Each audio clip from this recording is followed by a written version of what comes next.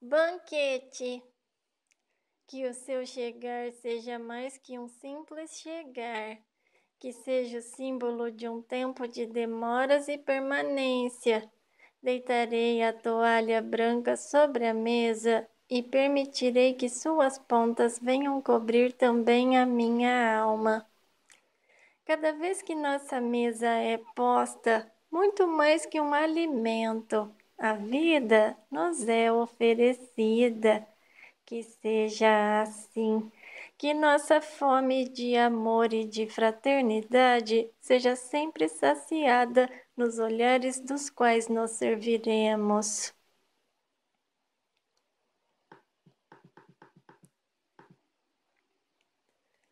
Jesus e seu olhar simbólico. A história humana está repleta de personagens simbólicos. São pessoas que construíram pontes para que a humanidade pudesse atravessar, chegar e alcançar uma evolução. O contexto cristão é de uma riqueza insondável. Homens e mulheres que entraram na história pela força de suas travessias no tempo histórico, vivendo de forma única. No cristianismo, essas pessoas são elevadas à condição de santas. Para ser santo é necessário elevar ao máximo, na história pessoal, a vivência de uma virtude evangélica. Todo modelo de santidade cristã tem sua raiz na pessoa de Jesus, Deus encarnado na história. Jesus representa para o cristianismo a grande manifestação do sagrado no tempo. Nele, toda uma antropologia é proposta, de maneira que, na expressão bíblica de Pilatos, eis o homem, toda a humanidade recebe a revelação máxima de sua condição. Vale considerar que a teologia cristã considera que todo discurso sobre Deus é também um discurso sobre o ser humano, de maneira que a plenitude da revelação de Deus em seu Filho Jesus está a serviço do autoconhecimento que a humanidade precisa viver. Jesus é um construtor de pontes em seu tempo. Sua vida e missão estão sempre voltadas para repatriar os que estavam fora da vida social, política e religiosa de seu tempo. A categoria sempre usada em seu discurso, Reino de Deus, refere-se a uma forma de antecipação histórica de toda uma promessa bíblica de terra prometida e lugar de felicidade definitiva. Sua pregação não é projeção de um céu imaginário, ideal, mas é uma pregação que não desconsidera o fio da história, atando-o constantemente às promessas escatológicas e futuras. As palavras de Jesus são simbólicas o tempo todo. Há sempre um ensinamento que extrapola o significado das palavras. As palavras são sempre pontes. O principal era a travessia que elas poderiam favorecer. Havia sempre algo a mais, um lugar mais profundo a ser alcançado. É muito interessante perceber que, no contexto histórico de Jesus, o sequestro da subjetividade era constantemente aplicado pelas autoridades religiosas e políticas. Cultos e impostos serviam como instrumentos de fragilização do tecido social, por meio da exclusão dos menos favorecidos. Veja bem que a palavra de Jesus está sempre comprometida com a libertação dos que estavam cativos. Os cativeiros daquele tempo ele resolveu enfrentar por meio de uma força incomum, a palavra simbólica e os gestos poéticos. Sua força não era física. Aos sequestrados do seu tempo, ele dirigia a força de seus gestos poéticos e assim os libertava de seus cativeiros. Vale a pena recordar uma sequência narrada nos evangelhos sinóticos que testemunha muito bem a força desses seus gestos. A cena é dramática, mas é também fascinante. Uma mulher está prestes a ser apedrejada. Foi pega em adultério e a lei de Moisés prescrevia condenação pública para esses casos. A multidão está convencida de que o certo se cumprirá. Matar em público é um jeito de manter a ordem, de fazer prevalecer a força da lei. Jesus observa os acontecimentos enquanto a multidão enfurecida se prepara para o ato definitivo. As vozes uníssonas gritam a sentença. Não há o que fazer. A mulher será morta. O que agora descrevemos não está relatado, mas podemos imaginar. No meio de tantas vozes que gritavam, Jesus não tinha muito o que fazer. É muito difícil ser voz única, gritando uma sentença diferente no meio de uma multidão que grita absolutamente o contrário. Certamente ele fez um esforço de adentrar a multidão para que tivesse um acesso maior à condenada. Deve ter aberto discretamente espaços entre as pessoas que circundavam e compunham a moldura daquela cena. Jesus chegou perto, preferiu não gritar.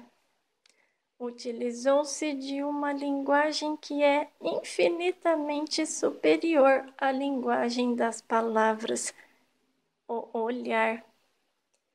Fixou os olhos na mulher e começou a dizer, sem dizer, tudo o que ela precisava ouvir naquela hora. Aquela criatura jogada no chão protagonizava a dura experiência de um sequestro que durou sua vida inteira. Entregue à prostituição desde muito cedo, a mulher experimentava naquela hora o risco de morrer sem que alguém lhe pagasse o valor do resgate. Tratava-se de um sequestro da subjetividade. Os muitos homens que deitaram em sua cama a sequestraram aos poucos. Levaram dela todo amor próprio, todo valor, toda dignidade. Por isso ela se entregava ao suplício do apedrejamento. Ela tinha consciência de sua culpa.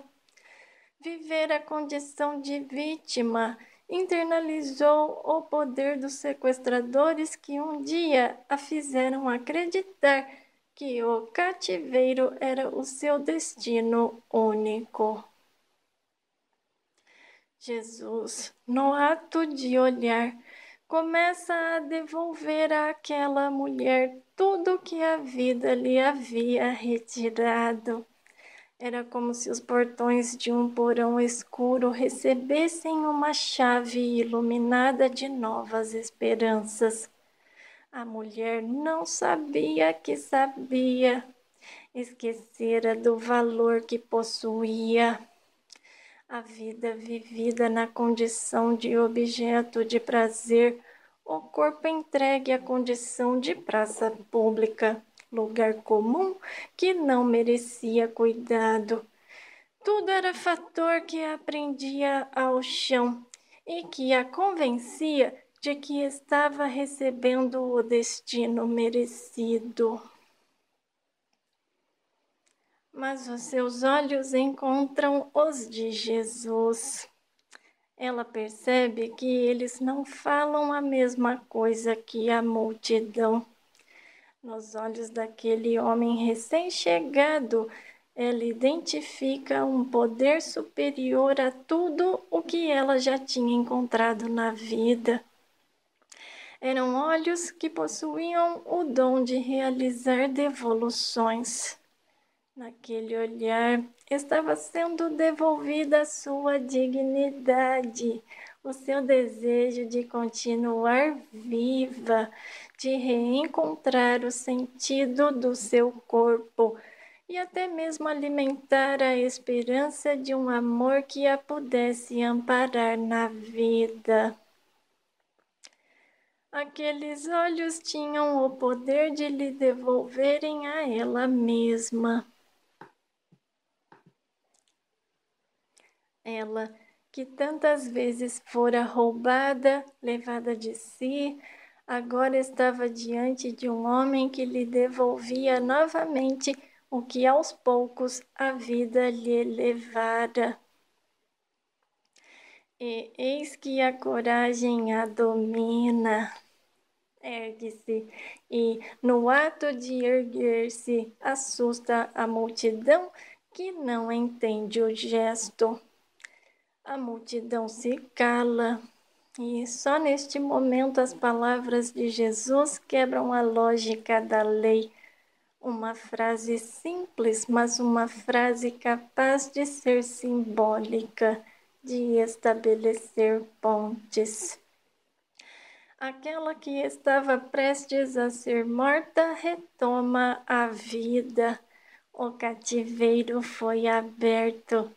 O resgate foi pago, tudo por causa de um gesto simbólico pleno de significado que foi capaz de devolver à mulher a condição de pessoa. Gestos simbólicos são salvíficos, redentores, ao passo que gestos diabólicos são condenatórios, desagregadores. A mulher experimentou esta verdade. No meio de uma multidão diabólica surgiu um olhar simbólico e o milagre da reversão dos fatos aconteceu. Na experiência de sermos o que somos, estamos constantemente vivendo a metáfora da multidão. Ou porque estamos na condição de acusadores, ou porque estamos na condição de acusados. Nem sempre é fácil prestar atenção no olhar raro. A multidão parece ter mais força. Nem sempre também é fácil ser portador de um olhar raro. É mais fácil integrar a multidão e suas soluções simplórias. Interpretar a lei ao pé da letra dá menos trabalho que descobrir as chaves que nos possibilitam interpretações mais profundas. O inegável é que, no ato de sermos o que somos, há sempre uma cena semelhante à cena do Evangelho sendo construída ao nosso lado, diante dos nossos olhos. Como reagimos? Não sei. Tudo é uma questão de escolha.